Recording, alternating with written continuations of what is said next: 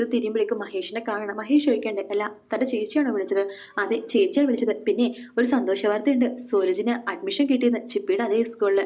ആ, ഞാൻ കേട്ടു പറയണത്. അല്ല, താൻ പറയുന്നത് കേട്ടല്ലോ, സൂരജിന് ഒരു ചേട്ടനായെന്നൊക്കെ. സൂരജിന് എങ്ങനെയാ ചിപ്പിക്ക് ഒരു ചേട്ടനായെന്നൊക്കെ പറയണത് കേട്ടല്ലോ. ചിപ്പിയുടെ ചേട്ടൻ എങ്ങനെയാ സൂരജ് ആവണത്? ചിപ്പിയുടെ ചേട്ടൻ ആദിയല്ലേ? ഓഹോ, ആദിയാണോ ചിപ്പിയുടെ ചേട്ടൻ എന്ന് ഇഷിത ചോദിക്കുമ്പോൾ അതെ, ആദി തന്നെയാ ചിപ്പിയുടെ ചേട്ടൻ. ഓ, അങ്ങനെയാണല്ലേ. പിന്നെ ആ ചേട്ടൻ എന്താ ഇവിടെ ഇല്ലാത്തത് എന്ന് ചോദിക്കുമ്പോൾ പിന്നീട് മഹേഷ് ഒന്നും പറയുന്നില്ല കേട്ടോ. അപ്പൊ ആ സമയത്ത് ഇഷിത പറയണ്ട്, ആദ്യം എന്ന് പറഞ്ഞ ചേട്ടൻ എന്തായാലും ചിപ്പിയുടെ ഇപ്പൊ ഇല്ല, അതുകൊണ്ട് അവൾക്കൊരു ചേട്ടന്റെ ആവശ്യമുണ്ട്. മഹേഷിനെ അറിയാലോ അവൾക്ക് ചേട്ടന്മാരെ എത്രമാത്രം ഇഷ്ടമാണെന്ന്. സൂരജ് അവളുടെ സ്വന്തം ചേട്ടനെ പോലെ തന്നെയാ. ചേട്ടനാണെന്നെങ്കിൽ സ്വന്തം വയറ്റ് അങ്ങനെ അമ്മയുടെ വയറ്റ് ജനിക്കണമെന്നില്ലല്ലോ മഹേഷ് എന്ന് പറയണം. അത് താൻ പറഞ്ഞ ശരി തന്നെയാണ്. പക്ഷെ എന്നാലും ആദ്യം അവളുടെ ചേട്ടനാണല്ലോ. ആദ്യം അവളുടെ ചേട്ടനെന്ന് ആരും പറഞ്ഞല്ലോ. ആദ്യം തന്നെ അവൾക്ക് എന്തായാലും സ്വന്തമാക്കി കൊടുക്കും. അവളുടെ ചേട്ടനായിട്ട് തന്നെ ആദ്യം നമ്മുടെ കൂടെ തന്നെ ഉണ്ടാവും. തനിക്ക് എന്താണ് അത്ര ഉറപ്പ്? ആദ്യം അങ്ങനെ താൻ വിചാരിക്കുന്ന പോലെയൊന്നും അല്ല, പെട്ടെന്നൊന്നും വരില്ല. ഇത്രയും നാള് രചന വളർത്തിയത് ആദ്യന, അതുകൊണ്ട് ആദിക്ക് രചനയുടെ അതേ സ്വഭാവം തന്നെയാണ്. മഹേഷ് പിള്ളയുടെ സ്വഭാവം മാറാൻ അധികം സമയമൊന്നും വേണ്ട. പിന്നെ ആദ്യം എന്ന് പറഞ്ഞത് ഒരു 10 വയസ്സുള്ള ചെറിയൊരു പയ്യൻ മാത്രമാണ്. അവനിപ്പോ അമ്മയും അതുപോലെ തന്നെ അവിടെ ആകാശങ്ങളും പറയുന്നതൊക്കെ തന്നെയായിരിക്കും കേൾക്കുന്നത്. പക്ഷെ നാളൊരു സമയത്ത് അവന് സ്വന്തമായിട്ട് തീരുമാനം എടുക്കാനും സ്വന്തമായിട്ട് ആലോചിക്കാനുള്ള കഴിവുണ്ടാവും. അന്ന് അവന് ആരെയും പൊട്ടനാക്കാൻ പറ്റുമൊന്നുമില്ല. ആ സമയത്ത് അവൻ നമ്മുടെ അടുത്ത് വരും. പക്ഷെ അത്രോ നാളൊന്നും എനിക്ക് വെയിറ്റ് ചെയ്യാൻ പറ്റില്ല. എന്റെ ഇഷാദല്ലേ അവൻ. അതുകൊണ്ട് ഞാൻ അവൻ എത്രയും പെട്ടെന്ന് തന്നെ മടക്കിയെത്തും. ഞാൻ അതിനു വേണ്ടി നാളെ ന്യൂറോളജിസ്റ്റിന്റെ അടുത്ത് സംസാരിക്കുന്നുണ്ട് എന്ന് ഇഷിത പറയണം. മഹേഷ് ചോദിക്കണ്ടേ, അല്ലടോ അവന് തിരിച്ചു കൊണ്ടുവരാൻ പറ്റും, തനിക്ക് അത്ര ഉറപ്പാണോ? ഉറപ്പാണ് മഹേഷ്. ന്യൂറോളജിസ്റ്റ് പറഞ്ഞ ഒരു കാര്യമുണ്ട് എൻ്റെ അടുത്ത്. അവന് ഓർമ്മയില്ലാത്ത സമയത്ത് ഞാൻ അവന്റെ അമ്മയായിരുന്നു. അവന്റെ ഓർമ്മകൾ എവിടെയൊക്കെയോ അവന്റെ അമ്മ ഞാൻ തന്നെയാണ്, നല്ലൊരു അമ്മ. അതുകൊണ്ട് അവൻ എപ്പോഴെങ്കിലൊക്കെ ആ ഓർമ്മ തിരിച്ചു കിട്ടും. ആ ഓർമ്മ അവൻ എത്രയും പെട്ടെന്ന് തിരിച്ചു കിട്ടണം. അതാണ് എൻ്റെ ഉദ്ദേശം. അതിനു വേണ്ടിയിട്ട് ഞാൻ ചെയ്യാൻ പോകുന്നതൊക്കെ ഞാൻ ചെയ്യും എന്നൊക്കെ ഇഷ്ടം പറയണം. ശരി, താൻ എന്തായാലും എത്രയും പെട്ടെന്ന് കൊണ്ടുവരാണെങ്കിൽ എനിക്ക് അത്രയും സന്തോഷമുള്ളൂ. കാരണം ആദ്യം അവൻ വല്ലാത്തൊരു അവസ്ഥയിലാണ്. അവന് ആകാശം അത്രമാത്രം ചീത്തയാക്കിക്കൊണ്ടിരിക്കുകയാണ്. വെള്ളം അടിക്കാൻ പഠിപ്പിക്കുന്നു, അത് മാത്രമല്ല ഗൺ ഷൂട്ട് ചെയ്യാൻ വേണ്ടി പഠിപ്പിക്കുന്നു. ഇതൊക്കെ ചീത്ത സ്വഭാവമല്ലേ. അതുകൊണ്ട് അവൻ എത്രയും പെട്ടെന്ന് ഇങ്ങോട്ട് കൊണ്ടുവരണം. എന്നിട്ട് താൻ അവനെ നോക്കണം. താൻ അവന്റെ അമ്മയാവണം. ചിപ്പിയെ നല്ല കുട്ടിയാക്കിയ പോലെ താൻ അവനെയും നല്ല കുട്ടിയാക്കണം എന്നൊക്കെ പറയാട്ടോ. ഇഷിതൊക്കെ ഭയങ്കര സന്തോഷമാവുന്നുണ്ട്. അതിനുശേഷം പിന്നീട് കാണിക്കുന്നത് അനുഗ്രഹേനെയാണ്. അങ്ങനെ അനുഗ്രഹ വീട്ടിലൊക്കെ പോയിട്ട് തിരിച്ചു വരികയാണ്. സുചിത്ര ചോദിക്കേണ്ടല്ല, നീ വീട്ടിൽ പോയിട്ട് 2 ദിവസമായല്ലോ, എന്തായിരുന്നു എന്ന് ചോദിക്കുമ്പോൾ അനുഗ്രഹം പറയേണ്ട, വീട്ടിൽ പോകേണ്ട ഒരു ആവശ്യം ഉണ്ടായിരുന്നു. കുറച്ച് കാര്യങ്ങൾ അമ്മയടുത്ത് പേഴ്സണലായിട്ട് സംസാരിക്കാനുണ്ടായിരുന്നു. അമ്മയുടെ ഭാഗത്തുനിന്ന് ഓക്കെ കിട്ടി. എന്തായിരുന്നു ആ കാര്യം? എന്തോ സന്തോഷകാരിയാണെന്ന് തോന്നണല്ലോ, നിന്റെ മുഖം കണ്ടിട്ട് വല്ലാത്ത സന്തോഷമുണ്ടല്ലോ എന്ന് പറയുമ്പോൾ അതെ, നിന്നോടായതുകൊണ്ട് ഞാൻ പറയാം സുചി, എനിക്കൊരാളെ ഭയങ്കരമായിട്ട് ഇഷ്ടമാണ് എന്ന് പറയുമ്പോൾ സുചിത്ര ചോദിക്കുന്നുണ്ട്, ആരാത്? നിനക്കറിയാവുന്ന ആള് തന്നെയാ, വിനോദ് മാളിയേക്കൽ, മഹേഷ് ഏട്ടന്റെ അനിയൻ. എനിക്ക് അവരോട് വല്ലാത്ത പ്രണയമാണ്. നിനക്കറിയാലോ, എനിക്ക് അച്ഛനില്ല, അനിയന്മാരില്ല, ചേട്ടന്മാരില്ല, ആരുമില്ല. എനിക്ക് എൻ്റെ അമ്മയും അമ്മക്ക് ഞാൻ മാത്രമേ ഉള്ളൂ. ആ ജീവിതത്തിലേക്ക് കടന്നു വന്ന ഒരാളാണ് വിനോദ്. എനിക്കൊരിക്കലും വിനോദിനെ മറക്കാൻ പറ്റില്ല.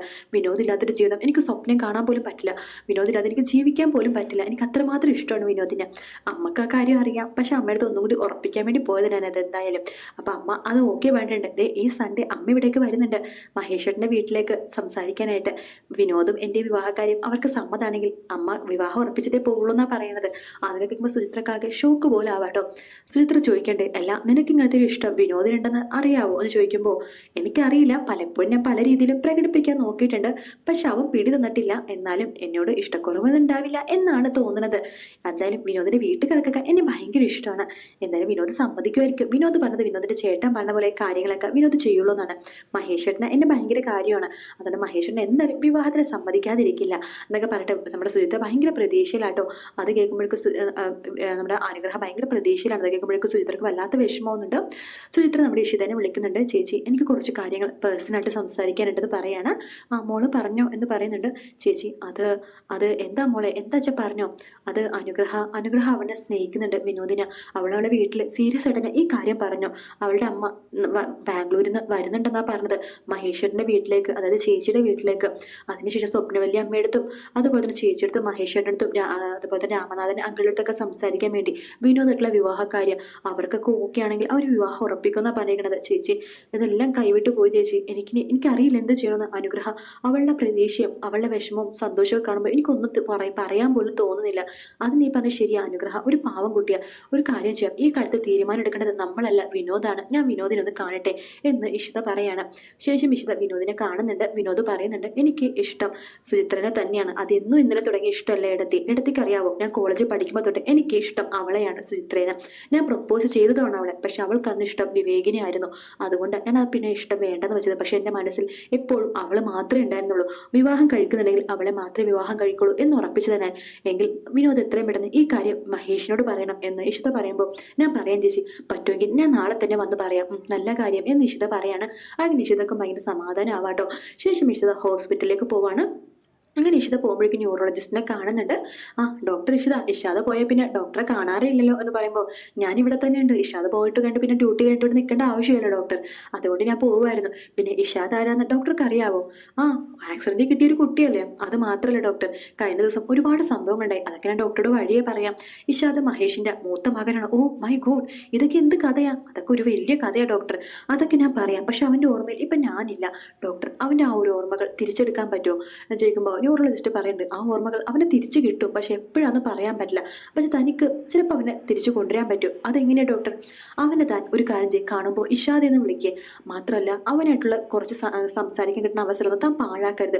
പല കാര്യങ്ങളും പറയണം. താനും അവനും തമ്മിൽ ഈ ഹോസ്പിറ്റലിൽ ഒരുപാട് ദിവസം നിന്നിട്ടുണ്ടല്ലോ. ഈ ഹോസ്പിറ്റൽ അവൻ എങ്ങനെയെങ്കിലും കൊണ്ടുവരണം. എന്നിട്ട് ആ റൂമിൽ നിങ്ങൾ നിൽക്കണം. അതുപോലെ തന്നെ ആ റൂമിൽ അന്നിരുന്ന പോലെ നിങ്ങൾ ഇരിക്കണം. അവന് ഭക്ഷണം കൊടുക്കാൻ പറ്റുമെങ്കിൽ ഭക്ഷണം കൊടുക്കണം. തീർച്ചയായിട്ടും അവന് ഓർമ്മകൾ പെട്ടെന്ന് റിക്കവർ ചെയ്ത് കിട്ടും എന്ന് പറയാണ്. ഇഷിതക്ക് അത് ഭയങ്കര വർക്കൗട്ട് ആവും തോന്നുന്നു കേട്ടോ. അതുകൊണ്ട് തന്നെയാണ് ഇഷിത സ്കൂളിൽ വെച്ചിട്ട് നമ്മുടെ ആദിനെ ഇഷാദെ എന്ന് വിളിക്കുന്നത്.